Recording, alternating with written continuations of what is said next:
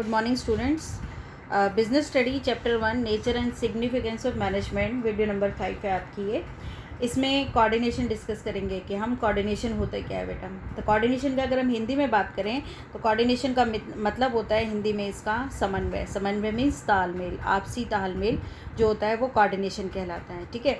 और कोऑर्डिनेशन के लिए एक बहुत अच्छी बात की गई है कि जिस भी ऑर्गेनाइजेशन में अगर कोऑर्डिनेशन है, तालमेल बहुत अच्छा है, कोऑर्डिनेशन अच्छा है, तो ऐसी कंडीशन के अंदर हम एक चीज़ से डिफाइन कर सकते हैं कि 2 + 2 = 5 हो जाता है. अब बोलोगे 2 + 2 = 5 कैसे हो सकता है. तो बेटा जहाँ पे काम बहुत अच्छे तालमेल के साथ किया जाता है तो उनका रिज़ल्ट बहुत अच्छे निकल के आते हैं. जितने सोचे जाते हैं उससे ज़्यादा अच्छे रिज़ल्ट निकल के आते हैं और इससे ऑर्गेनाइजेशन को भी बहुत ज़्यादा प्रॉफिट होता है. ठीक है. तो कोऑर्डिनेशन जो होता है वो किसी भी ऑर्गेनाइजेशन के ग्रुप एफर्ट्स इतने अच्छे हो जाते हैं जिससे कि उस ऑर्गेनाइजेशन के अंदर कैपेसिटी अच्छी बढ़ जाती है, अच्छे से वर्कर काम करते हैं, ज़्यादा अच्छे से काम करेंगे, प्रोडक्शन अच्छा होगा तो प्रॉफिट अच्छा होता है. तो जितना ज़्यादा कोऑर्डिनेशन होगा उतने अच्छे रिजल्ट्स आते हैं किसी भी ऑर्गेनाइजेशन में. इसको एक और एग्जाम्पल के थ्रू हम एक्सप्लेन कर सकते हैं कि कोऑर्डिनेशन के लिए हम बात करते हैं कि एक क्रिकेट टीम के बारे में बात करते हैं कि क्रिकेट मैच जब होता है तो सब कहीं ना कहीं टीवी सेट के आसपास आकर के बैठ जाते हैं क्रिकेट मैच देखने के लिए. आप देखते हैं 2 टीम होती है,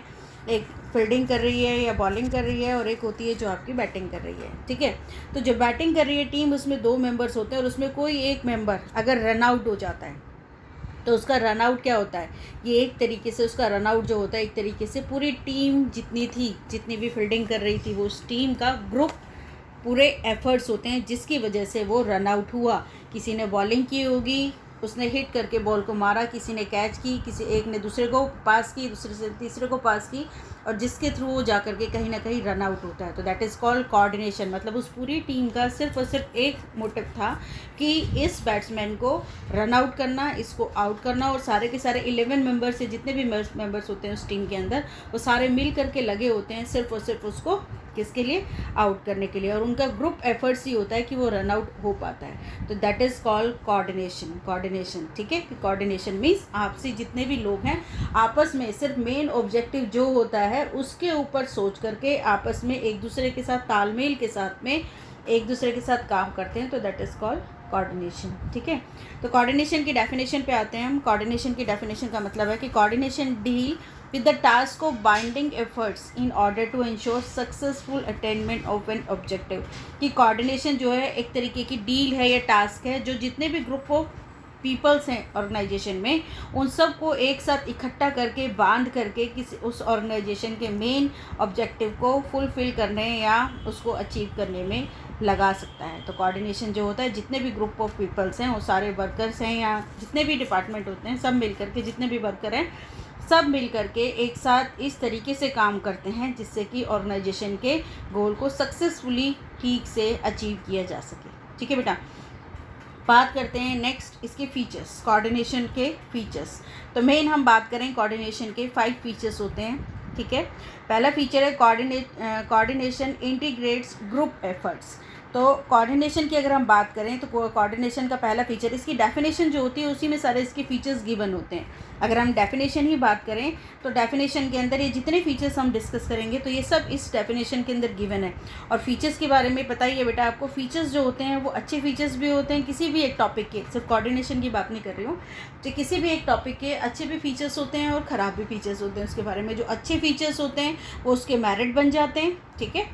जैसे कोऑर्डिनेशन की अगर मैं बात करूँ इसमें जितने फीचर्स जो उसकी अच्छी क्वालिटी बता रहे हैं तो वो उसके मेरिट्स हो गए और जो उसकी ख़राब क्वालिटी के बारे में बता रहे हैं तो उसके डीमेरिट्स हो गए. तो कहने का मतलब ये है कि पहली चीज़ डेफिनेशन को अच्छे से पढ़ना है, मीनिंग को अच्छे से पढ़ना है, मीनिंग के बाद में फीचर्स को अच्छे से करना है. फीचर्स आगे तो आपको मेरिट और डीमेरिट के लिए रट्टा लगाने की ज़रूरत नहीं है. आप फीचर्स के थ्रू पे भी मेरिट और डीमेरिट किसी भी टॉपिक के लिख सकते हैं. ठीक है. तो फीचर्स ऑफ कोऑर्डिनेशन, वापस आते हैं टॉपिक पे.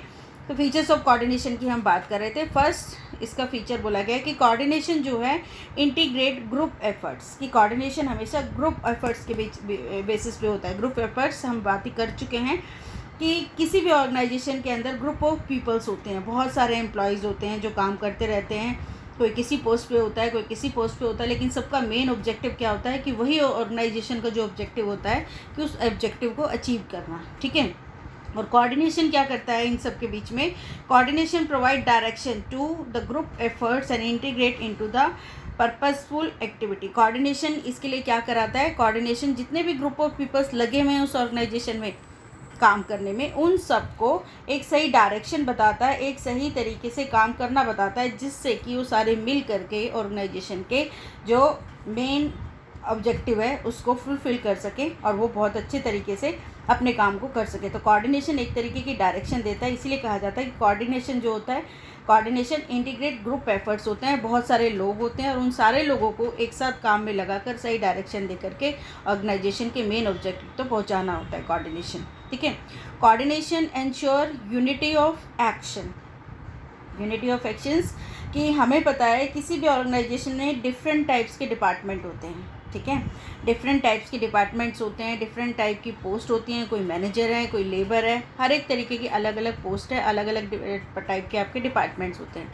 ठीक है, उन सब में coordination ensure unity of action. सब अलग अलग डिपार्टमेंट होने के बाद में भी उन सब में यूनिटी लाना, एक साथ काम करना, एक साथ कोऑर्डिनेशन के साथ। जैसे मान लीजिए परचेज डिपार्टमेंट, कोई बहुत बड़ी ऑर्गेनाइजेशन है तो अलग अलग डिपार्टमेंट बना लिए जाते हैं। उसमें फाइनेंस डिपार्टमेंट अलग है, उसका मैनेजर हेड अलग होता है।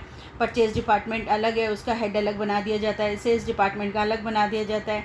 ठीक है, तो ये जो डिफरेंट डिपार्टमेंट के हेड्स होते हैं, डिफरेंट डिपार्टमेंट होते हैं, उन सब का अपना मेन डिपार्टमेंट का जो मेन ऑब्जेक्टिव वो तो है ही, वो तो फुलफ़िल करना ही होता है उनको। जैसे परचेज डिपार्टमेंट का है या फाइनेंस डिपार्टमेंट का है तो फाइनेंस अच्छे से डीलिंग करना अपने लोगों के साथ में, जितने भी लोग उसके साथ नीचे वर्कर काम कर रहे हैं, और फाइनेंस से रिगार्डिंग जितने भी फैसले लेने ठीक से लेना, ये सब तो उनके मेन ऑब्जेक्टिव हैं ही। लेकिन इसके साथ में जितने अदर डिपार्टमेंट्स हैं, जैसे फाइनेंस की अगर हम बात करें तो फाइनेंस डिपार्टमेंट के जितने भी लोग हैं, बाकी डिपार्टमेंट के लोग के साथ में भी तालमेल बना करके भी कोऑर्डिनेशन करके और ऑर्गेनाइजेशन के मेन ऑब्जेक्टिव तक फुलफ़िल करने का काम कोऑर्डिनेशन कराता है। ठीक है, तो कोऑर्डिनेशन जो होता है अपने डिपार्टमेंट के लोग जो हैं उनसे तो काम कराना ही होता है, बल्कि बाकी डिपार्टमेंट जितने भी हैं उन सबको एक साथ इकट्ठा करके और एक साथ काम करना, दैट इज़ कॉल्ड कोऑर्डिनेशन। इसीलिए से बोला गया ensure unity of action.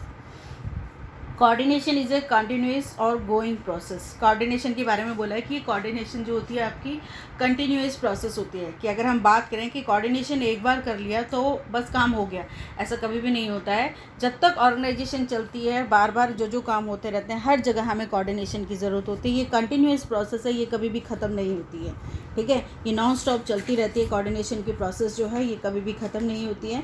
In absence of, अगर हम बात करें, अगर इसके बारे में कहें कि in absence of coordination organisation जो होती है वो कुछ भी काम ढंग से नहीं कर पाती है, उसके रिजल्ट्स बहुत अच्छे नहीं आते हैं। तो कोऑर्डिनेशन के बारे में क्या बोला है? It is a continuous process. ठीक है, कंटिन्यूस और गोइंग प्रोसेस होती है। गोइंग प्रोसेस लगातार चलने वाली प्रोसेस होती है, ये कभी भी ख़त्म नहीं होती है। ठीक है, डी पार्ट आता है इसका, कोऑर्डिनेशन इज़ और परवेसिव्स। ये क्या होता है? कोऑर्डिनेशन जो होता है हर लेवल पे। ठीक है, कोऑर्डिनेशन ऐसी कोऑर्डिनेशन के लिए ये नहीं कह सकते कि सिर्फ वर्कर जो होते हैं उन्हीं के लिए कोऑर्डिनेशन की ज़रूरत होती है।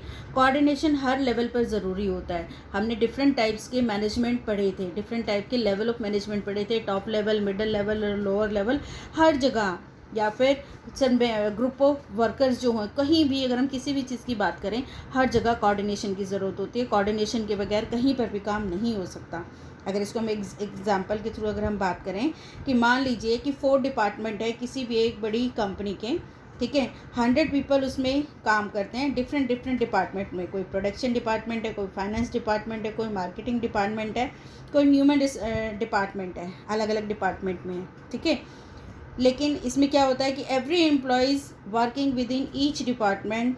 ठीक है, हर एक डिपार्टमेंट का जो अलग जो डिपार्टमेंट बना दी गई, उसमें जितने भी वर्कर हैं वो अपने डिपार्टमेंट के लिए अच्छे से काम कर रहे हैं। तो कोऑर्डिनेशन एस्टैब्लिश हर एक एम्प्लॉयज़ के बीच में करना ज़रूरी होता है, जिससे कि वो एफिशिएंटली और इफ़ेक्टिवली ऑर्गेनाइजेशन के गोल को अचीव कर सके। तो कोऑर्डिनेशन और परवेसिव होता है, हर जगह ज़रूरत होता है, हर लेवल पे ज़रूरत होती है इसकी कोऑर्डिनेशन की। ठीक है, coordination is responsibility of all the managers.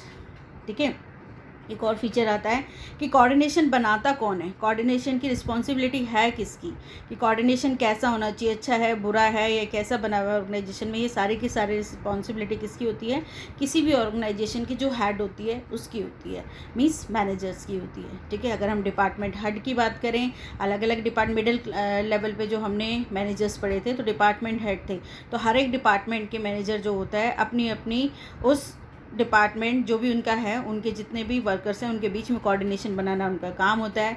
Top level के मैनेजर्स की अगर हम बात करें तो पूरी ऑर्गेनाइजेशन में जितने भी मैनेजर्स हैं उनके बीच में कोऑर्डिनेशन बनाना उनका काम होता है। तो कहने का मतलब कि कोऑर्डिनेशन बनाना पूरी तरह से रिस्पॉन्सिबिलिटी किसकी होती है, उस ऑर्गेनाइजेशन के हेड की होती है, जिसकी गाइडेंस में पूरी की पूरी ऑर्गेनाइजेशन काम करती है, तभी वो उस ऑर्गेनाइजेशन में पूरा कोऑर्डिनेशन बना के रख पाता है, तालमेल बना करके रख पाता है, और जिससे कि ऑर्गेनाइजेशन के रिजल्ट्स अच्छे आते हैं। ठीक है बेटा, तो हमने पढ़ा coordination meaning, definition and features of coordination. ठीक है, 5 फीचर्स थे इसके कोऑर्डिनेशन के।